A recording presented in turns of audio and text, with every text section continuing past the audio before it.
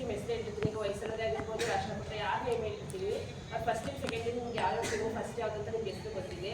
ನಾವು ಕ್ವಶನ್ಸ್ನ ಕೇಳೋದ್ರಿಂದ ನಾವು ಕೇಳಿದ ಕ್ವಶನ್ಸ್ಗೆ ನೀವು ಗ್ರೂಪಲ್ಲಿ ಇರೋರು ಎಲ್ಲರೂ ಮಾತಾಡ್ಕೊಂಡು ಯಾರು ಒಬ್ಬರು ಎದ್ದು ಆನ್ಸರ್ನ ಹೇಳ್ಬೇಕು. ಎಲ್ಲರೂ ಒಟ್ಟಿಗೆ ಕೂಗಂಗಿಲ್ಲ. ಆಮೇಲೆ ನಿಮ್ಮ ಆನ್ಸರ್ ಪಕ್ಕದವ್ರಿಗೆ ಕೇಳಿಸ್ಬಾರ್ದು, ಮೆಕ್ಕೆ ಹೇಳ್ಕೋಬೇಕು. ಅದರಿಂದ ನೀವು ಮೆಕ್ಕೆ ಹೇಳ್ಕೊಂಡು ಅವ್ರ ಹತ್ರನೇ ಹೇಳಿಸ್ಬೇಕು.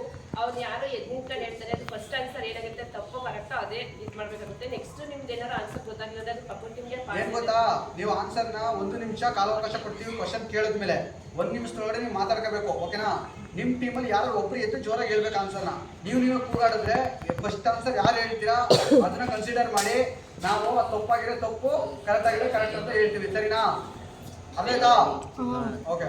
ನಿಮ್ಮಿಂದ ಏನಾದ್ರು ಕ್ವಶನ್ಸ್ ಪಕ್ಕದ ಟೀಮ್ಗೆ ಪಾಸ್ ಆಯ್ತು ಅಂತಂದ್ರೆ ಅವ್ರ ಆನ್ಸರ್ ಹೇಳ್ತಾರೆ, ಅವ್ರಿಗೆ 5 ಮಾರ್ಕ್ಸ್ ಬರುತ್ತೆ. ಪುನಃ ಮತ್ತೆ ನೆಕ್ಸ್ಟ್ ಕ್ವಶನ್ ಅವರಿಂದನೇ ಶುರು ಆಗುತ್ತೆ.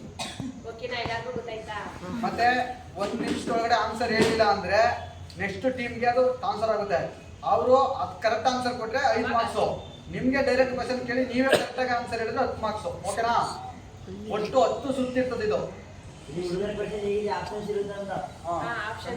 ಜೋರಾಗಿ ಕೇಳ್ಬೇಕಲ್ಲ ನಿಮ್ಗೆ ಹೇಳ್ಕೊಂಡು ಓಕೆ.